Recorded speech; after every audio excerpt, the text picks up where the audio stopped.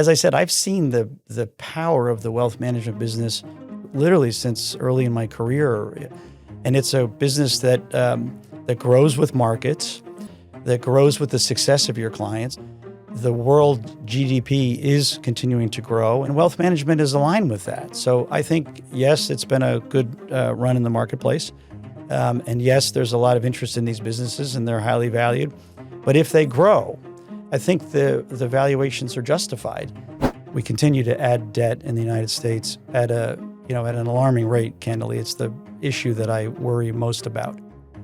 One of the ways to deal with that is to have nominal GDP growth higher, more in the 6% range with 3% inflation and 3% real growth if we can get there. And hopefully with AI we can. So I think there's built into the system, more willingness for slightly higher inflation. You're not going to hear this from the Fed governors. They won't say this. But I think that's kind of built into the system now. It's very hard for any human being. In fact, I'm not sure over a lifetime that anybody does it well to try to time, where the AI correction is, where markets are going moment to moment or year to year.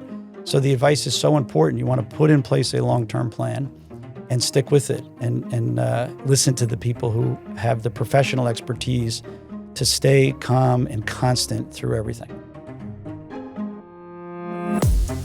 Welcome to the Master Investor Podcast with me, Wilfred Frost, where we celebrate and learn from the success of the greatest investors and business leaders in the world, giving you, our listeners, the edge. The Master Investor Podcast is sponsored by Interactive Brokers. Please do remember the views expressed in this podcast are for general informational purposes only. Nothing in the podcast constitutes a financial promotion, investment advice, or a personal recommendation. More on that in the show notes. My guest today has led and built some of America's finest wealth management and brokerage businesses with roles that have covered Merrill Lynch, Smith Barney, Morgan Stanley, many more, and now Rockefeller Capital Management, which he leads. I am, of course, talking about Greg Fleming, who I am delighted to welcome to the Master Investor Podcast. Greg, it's a joy to see you.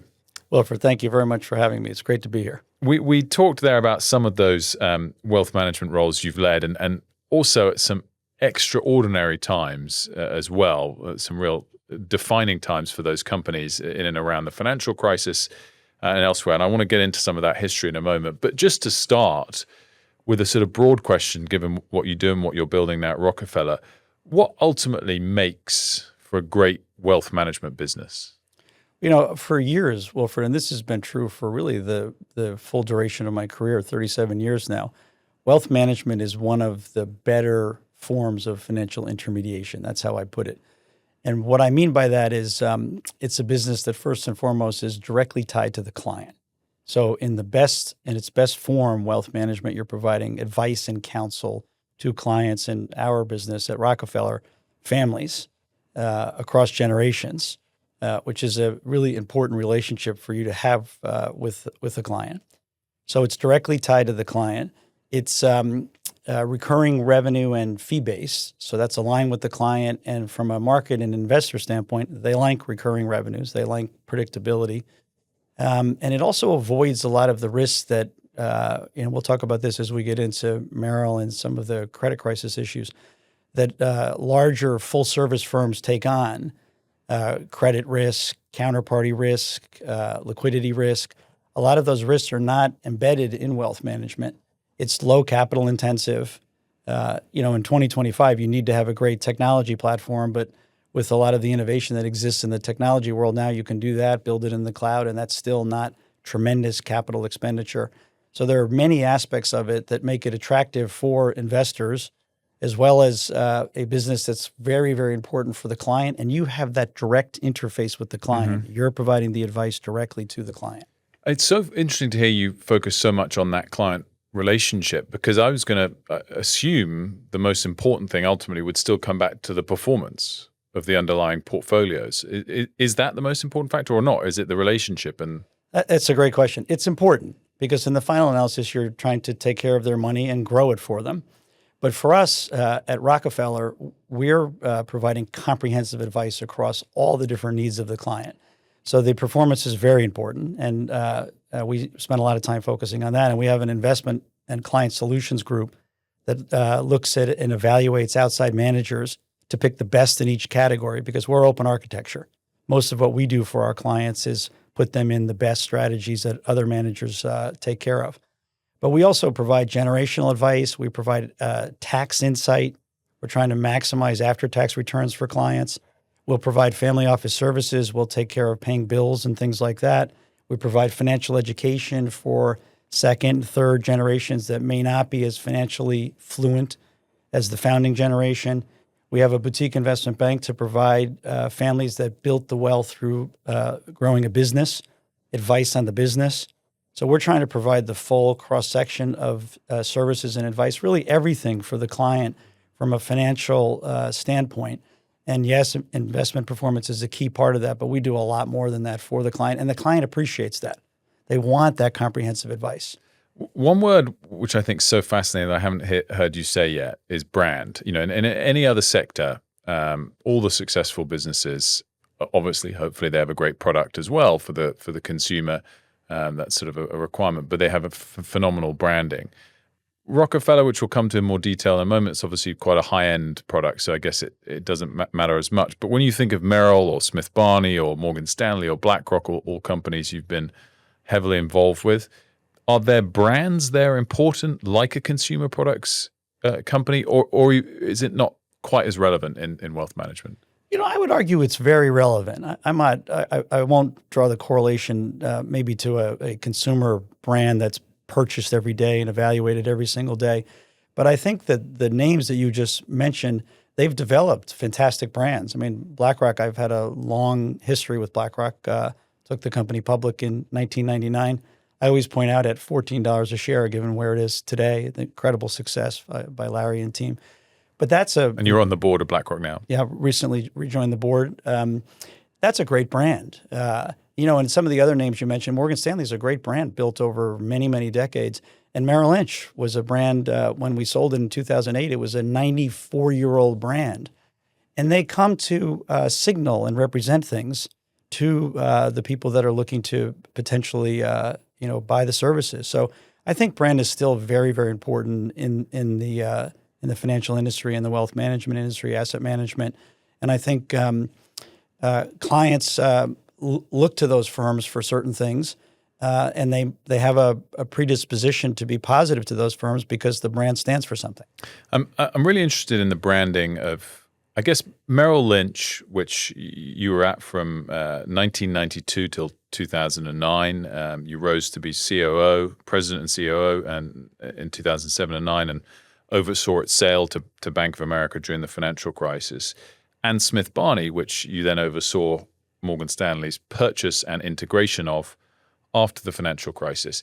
The reason I bring up the brand of those two as well, because they had such a sort of reach across America, particularly coming from the British point of view, where engagement in the financial markets is not as important. When I moved to America in 2015, you drive around small towns and you wouldn't just see a bank like you'd see in the UK. You'd see wealth management, brokerage, physical offices. So they did reach out across the country in a way that is very un-European, at least, and I guess gives a legacy branding, which might not be as relevant today in the digital age, that is probably kind of a one-off now. That BlackRock's got a brand, other trading firms have a brand in people's pockets. But what was so special about Merrill or Smith Barney, do you think? Yeah, and before I get there, just on the Smith Barney side, the acquisition was done when I joined. I took it over and helped build it into the business it is today. But the acquisition took place during the credit crisis, and James Gorman oversaw that. Look, I think you're right, Wilfred. I think these were firms and brands that were embedded in American culture. And, Merrill Lynch was known for that, bringing Wall Street to Main Street. That was one of the phrases around Merrill Lynch, or, one of the taglines. Smith Barney had some famous advertisements over the years that people knew. They were advertising to consumers on television, and this is in the pre-everything days, even pre-cable. So they became brands not unlike bank brands. and they stood for something over many decades, which was part of the success of those firms. So, and I do think, Wilfred, to your point, I think it was a point in time. I think, given the digital age and the fact that, physical branches are less pervasive everywhere, even for banks, I think that time was a unique time and has probably passed in that sense. I just want to dwell a little bit on the financial crisis. And I guess most of the coverage now implies any of the acquisitions that the big banks did were terrible because they led to write-downs, they led to having to raise capital at depressed prices, and Bank of America is an interesting one. Countrywide, I think, you'd put in that bracket. Merrill Lynch, which they bought, did involve some write-downs to come. But had they not done that acquisition, would they be the full service bank that they are today? Were these acquisitions game-changing for some of these institutions? Well, I would state unequivocally that Merrill Lynch was game-changing for Bank of America, the business that we sold, and I did oversee the sale of Merrill Lynch, which was a difficult thing to do. It was 94 years old, and I was the president, and I was proud of the 17 years I'd been there and proud of the firm. So it was hard to sell it. It was a great set of businesses. And just to remind you, Wilfred, that Merrill Lynch at the time owned half of BlackRock, 49% of BlackRock, which was a deal that I'd helped put together in 2006, where we sold our investment management business, Merrill Lynch Investment Management, with the Merrill Lynch brand, to BlackRock and took back a 49% ownership stake. And I went on the board at that time with my boss, Stan O'Neill at the time. That stake today would be worth $80 billion. Bank of America doesn't still have it, but that was a tremendous asset to Merrill Lynch. We had at the time, Merrill Lynch had a great wealth management business, arguably the best. Maybe Smith Barney was right up there, which would be worth a tremendous amount, is worth a tremendous amount to Bank of America today. A top 3 or top 5, if you want to be conservative, investment bank. I think that was a fantastic deal for Bank of America, and it's played out that way. And then on the Morgan Stanley side, acquiring Smith Barney during that time, which they did from Citibank, and that, as I said, James Gorman led that. That turned out to be a business that we merged, and I was part of running the combined entity and kind of building it up into Morgan Stanley Wealth Management, which is a crown jewel for Morgan Stanley today. So I think some of these transactions were absolutely transformational for some of the firms. I guess the other one that really jumps out always to me, which you're maybe involved with from afar, but is BlackRock's acquisition of Barclays Global Investors. What I kind of, to round that section off, come back to is all of this kind of comes back, you said at the top, the sort of stickiness, the fee-generating aspect of wealth management. The successful deals had that in a way that buying outright banks or just pure investment banks perhaps didn't. We could look at the share prices, you said, of BlackRock perhaps as a proxy since then. Do you get worried that we've just had 15 extraordinary years where people have woken up to what a great business wealth management is, that they already pay up for that sort of business? It's why Morgan Stanley trades at a premium to Goldman Sachs, and therefore not start to worry that we might have a downturn to come? And just on the last deal you mentioned, BlackRock and the ETF business they bought, that was a fantastic deal for them, which was another gutsy deal that Larry Fink did at the time. That was just after the crisis, and that's been transformational for them.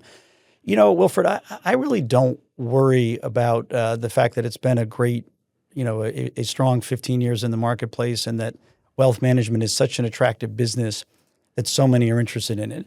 As I said, I've seen the power of the wealth management business literally since early in my career. I joined Merrill Lynch in 1992, and Merrill Lynch Wealth Management was the crown jewel there then. And it's a business that grows with markets, that grows with the success of your clients. So you're aligned with your clients. The world GDP is continuing to grow, and there's we'll get to AI, but there's a lot happening that's extremely positive in the macro economy, and wealth management is aligned with that. So I think, yes, it's been a good run in the marketplace, and yes, there's a lot of interest in these businesses, and they're highly valued. But if they grow, and that might be the one caveat I give, organic growth is key to high valuations in anything. and the most highly valued companies in the financial space, but anywhere in any industry, this is technology as well, tied to organic growth. If your business is growing organically, meaning you're doing more for your existing clients or you're bringing in new clients, I think the valuations are justified. And the cycle has proven that over 3 or 4 decades, not just 15 years.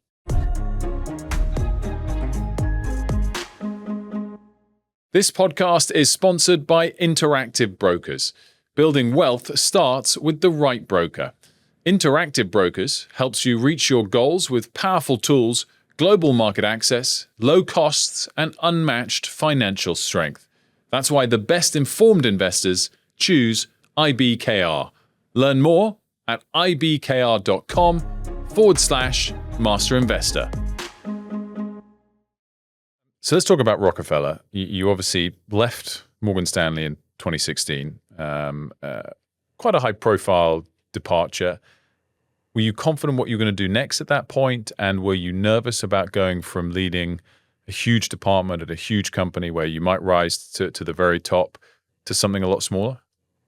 I was ready for the years at Morgan Stanley were terrific. And when I left, the wealth management business was in very good shape. We had taken it from mid-single digits margins to 22 or 23, and there was momentum there.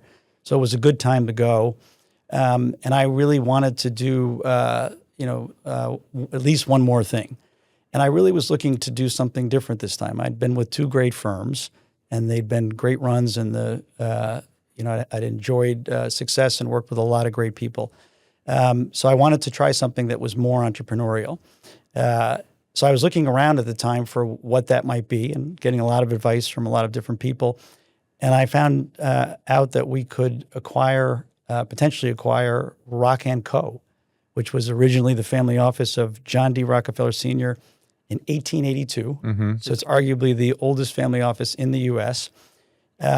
And when I found out that we might be able to purchase that and build a business around the iconic and incredible Rockefeller name, I went at that hard.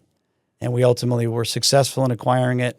I did it in partnership with a capital partner, Viking Global Investors, who's still with us today and been a tremendous partner in the building of Rockefeller Capital Management. We changed the name from Rock & Co. to Rockefeller Capital Management to make it clear that while the Rockefellers are a very important part of this, and they are, we take care of over 300 of them alive today. Many of them are our clients. 2 of them sit on our board, David Rockefeller Jr. and Peter O'Neill. They own a piece of our business, so they're very important family to us. But we wanted to build the business for many other families, particularly in the United States. We wanted to take this incredible name and build it out across the U.S. in major wealth centers and build a business taking care of many successful American families. So when I realized I could get this Rockefeller partnership, I went after that hard. And I think I'm right in saying you've just finished a recapitalization, so the value's the company at $6.6 billion. But I think I'm more interested in and more impressed by the AUM. You now have $190 billion of assets under management. In that neighborhood, we're coming up on that $200 billion. Okay, yeah. So already better than when I last checked in with your team. And where was it when you took it over? I mean, in terms of, I don't know, you talked about percentage growth or relative growth over the last 5-6 years. That's got to put you right up there with all of the best wealth managers, right? Yes, and we're quite proud of the growth. We started with $18 billion in assets. And we talk about 10x. It's a significant increase. Now, some of that is what we call inorganic. We hired teams. We call them elite advisors. We look for the best teams in the industry that have experience in working with high net worth and ultra high net worth clients, which is our focus. So we bring them on board, and they typically bring their clients with them. But then we grow organically. And the organic growth that we've been able to achieve at Rockefeller Capital Management is the thing I'm probably most proud of, because it's the ultimate compliment from clients and new clients. If you're working with a client and they trust you with maybe the rest of their wealth, so they're working only with Rockefeller, or you get a new client, that says a lot about the services that you're offering and how they view you. So we've had tremendous growth. We've had to invest in the business, Wilfred, to make that happen. When we started, most of the capabilities we have today weren't there. So in the early years and right through today, we've invested a lot in building a world-class technology platform, all in the cloud. in building out our investment platform that I talked about, family office services, financial education. We have philanthropic advisory. We'll help you set up a foundation, and so many of our clients are philanthropic. We have our investment bank. We have an asset management business with some very focused, high-quality strategies that are offered to our clients on an open architecture basis. I emphasize open architecture because our whole focus is on what's best for our clients. We want to make sure that we do the best job for them. It's not on whether it's a Rockefeller product or a product from a different asset management company. Before we get into the sort of talk about current markets and your views there, I just wanted to dwell on John D. Rockefeller, because as you said, he obviously trading off that name, and it's always great to reflect with someone who knows so much about him and what he achieved. I mean, we talked today about some people who are supremely wealthy, from Bezos to Musk, and you're talking about more money than God type aspects. John D. Rockefeller was even more wealthy relative to other people in his day than they are. Is that fair? 100%. The wealth of the Rockefellers at the peak was the equivalent of 4% of GDP. So it would be north of $1 trillion today. So they still, have that number one slot in terms of wealth. And is he someone who was universally liked? I mean, is his, obviously it's a word that you can trade off in the word of wealth, for sure. But were there negatives that you could point to as much as the positives? What are the kind of lessons have you drawn from studying him? I take the positives away, and I obviously didn't know the man personally. There's the incredible biography, the Chernow biography, Titan. And I talk a lot to David Rockefeller Jr. and Peter O'Neill, who sit on our board. I know so many of the family, and they have memories and stories. But the positive was enormous. He was incredibly driven. He was really never satisfied and always focused on continuing to move forward. He once said, quote, "I never expected to lose." He also had so many positive other aspects to him. He once said, I think this is the quote, "Your destiny is a product of your actions, not your origin," which I love. And as an American, I'm particularly proud of so many in our country who fit into that category. But yeah, he set a very high bar, and he drove people hard. But you're not going to create 4% of GDP as wealth in a family without setting a very high bar. And, we talk about that at Rockefeller Capital Management today, and I use his quotations all over the place all the time. And there are so many of them. There are letters that he wrote to John Rockefeller Jr., his son, where he says so much of his worldview, and it's fascinating. I'll send them to you. But at Rockefeller, we talk about excellence in everything. And one of my favorite quotes is Vince Lombardi, a football coach from the 60s, the Green Bay Packers, who was paraphrasing Aristotle. And almost everybody at Rockefeller can give you this quote now. I've used it so many times.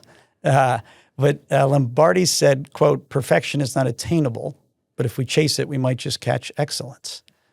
And I love that. Mm-hmm. And John D. Rockefeller Sr. would have loved that. And that really embodied his life.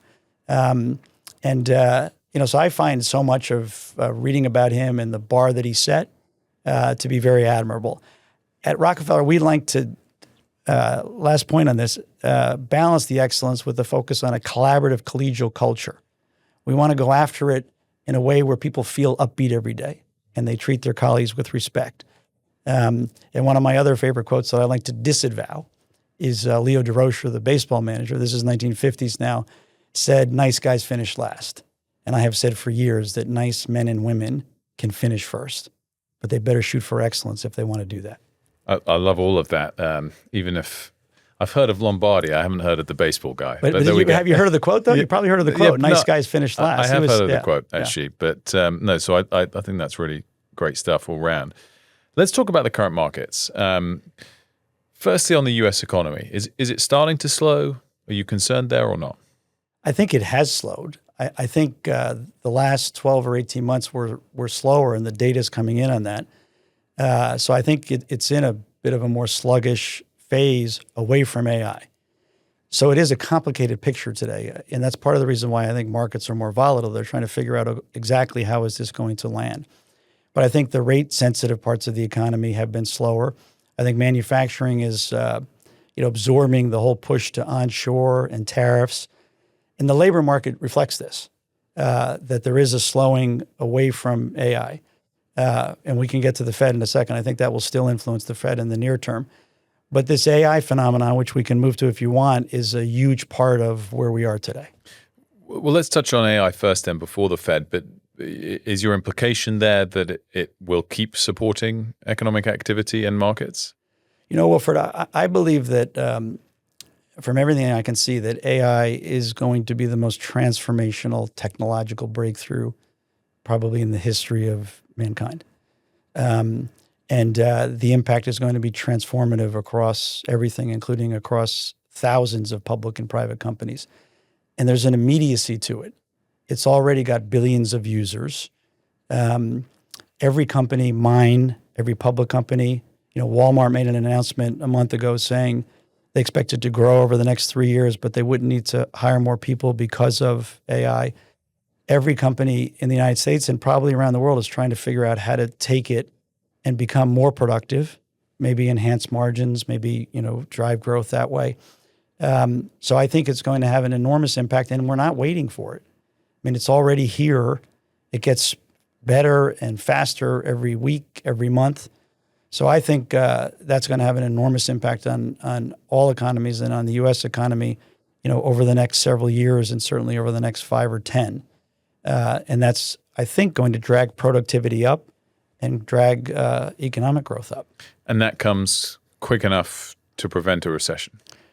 Potentially. And the reality is, this isn't my specific expertise, but there's plenty of economists out there talking about it. Parts of the U.S. economy have probably been in more like a recessionary phase. And again, the labor market reflects that. So I think that you have the AI investment, and there's a lot of it. And I get asked that a lot as well. Is it a bubble? I think parts of AI are clearly, overheated. But that always happens when you have a technology that's transformational, where there's a tremendous amount of investment. And ex post, when you look back, some of it will not have hit the returns or be companies in the AI space with no revenue today that actually don't make it. But I think the impact of it on the productivity and what I talked about earlier, every company in the world is going to be significant. But just on the valuations, I guess in your business, in wealth management, particularly for high net worth, you have the luxury of longer time horizons. And perhaps with the power of your relationships, you're not as marked to a benchmark in the short term. Does that mean you keep your clients exposed to the AI theme, even though some of these multiples, some of these valuations are quite worrying? Or is this a moment where you've, got your client portfolios less exposed? Our client portfolios and the work we do with clients, we really focus on medium term. And we make pivots, obviously, based upon if something really runs, if there's a part of the market that really runs, then you can scale that back and reallocate. But one of the great parts of really good advice in wealth management is ensuring the clients don't get too nervous up or down and they stay with the longer term plan. So sure, we'll make adjustments when we think something gets overheated, but we work closely with our clients, mostly families, to make sure they stay focused on the longer term plan. And we have clients, a lot of their assets are in alternatives, which tend not to be marked, to market in the same way with a longer investment horizon. In terms of the Federal Reserve and the outlook there, I mean, are you worried by more political pressure, or is that worry kind of dissipated, and what you're seeing now is kind of what I guess we've seen over many decades of governments wishing for lower rates, and they may or may not materialize? It is true that it's over many decades. In fact, President Nixon was quite aggressive with the Fed, as your father would have known, so the tension's been around a long time. I think the Fed has had a difficult task in the last 12 months with balancing inflation and employment and trying to avoid the word stagflation, which we haven't had around for a very long time in the United States or really anywhere around the world. And they've been trying to toggle that. So they're trying to get inflation down where they feel like they've got a lid on it while not having the employment picture start to get weaker than they want. And that's been a difficult toggle. And I think they've done a pretty good job on that. I think at this point I would expect them to cut next week. And I think they're aware that the labor picture has been weaker.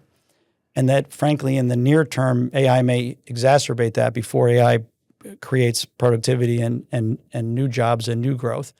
So I think it's been a difficult balancing. But I don't think that we're in a unique time in terms of pressure between the executive branch and the Fed. I think it's been around many times before. Is one of the conclusions, though, that inflation's likely to be higher than it has been for the next decade? If we have a slightly more dovish leadership of the Fed going forward, they'll cut kind of a little more readily than over the last decade? Look, I think that there's going to be a bias toward that, Wilfred, not, and maybe in part because of some of the pressure, but also because of the reality of the debt situation. When the Trump administration took office, Scott Bessent, the Treasury Secretary, said they were trying to get to 3, 3, and 3. 3% real growth, 3% inflation, and a 3% budget deficit. Well, the one that's definitely not on track is the 3% budget deficit. We continue to add debt in the United States at an alarming rate, candidly. It's the issue that I worry most about. One of the ways to deal with that is to have nominal GDP growth higher, more in the 6% range with 3% inflation and 3% real growth if we can get there. And hopefully with AI we can. So I think there's built into the system, more willingness for slightly higher inflation. You're not going to hear this from the Fed governors. They won't say this. But I think that's kind of built into the system now. And the other thing about the slightly more dovish perspective and lower rates is the funding costs for the federal government for this massive amount of debt will be lower as well. So I think both of those factors will lead to a tolerance for slightly higher inflation than you would have seen 5 or 10 years ago. But again, that's not going to come out in any official commentary. That's just my view of how they're reading the world. Given where the debt is that the right strategy, as painful as it might be, having inflation higher, particularly for those at the lower end of the economic spectrum? Well, let me just answer I'll answer the question, but let me start with it would be nice if we went at it a different way as a country and cut the debt and ran a budget deficit that was less than where it is today. One of my colleagues, Rashir Sharma, who's our chairman of International, writes about this all the time. How in fairly robust times you're still running a 6% of GDP deficit, that this is the first time in history that that's happened. And this isn't a statement about political parties. Both parties have now done this. So it'd be nice if we went after it that way. Ironically, the tariff revenue does act as a inflow into the federal treasury, offsetting that to some extent. But if that's not going to happen, and there doesn't seem to be the political will anywhere for that to happen, I think it's a prudent way to be dealing with 30 or 35 trillion in debt if nominal GDP can be more like 6 or 7%, with hopefully more than half of that coming from real growth as opposed to inflation. But that kind of number is one response to the levels of debt that we have. So what is, with that all in mind, and by the way, I think, that realization is coming around to countries here as well, I think Japan and the US are more actively pursuing that strategy. And I think it's coming around to be a realization it's necessary here as well.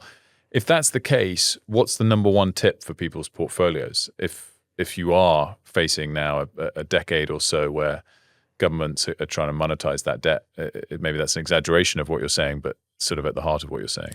Yeah, I think it's in what I'm saying, no question. I think that for part of your portfolio, you're looking for yield, and where do you get that? And that's where one of the things I mentioned was the growth of alternatives. I was looking at this recently, and I thought I would throw this out this morning. The alternative universe was about $1 trillion of assets 25 years ago, mostly private equity. The alternatives today are north of $15 trillion. It's an incredible part of the investment world and an incredible part of the funding of companies all over the place, public and private. So there are many options available for investors to reach for yield. in the alternative universe, and you're going to see that continue. So that has to be an important part of a portfolio for all investors, in particular high net worth and ultra high net worth. So you're going to see people making sure there's enough yield embedded in their portfolios.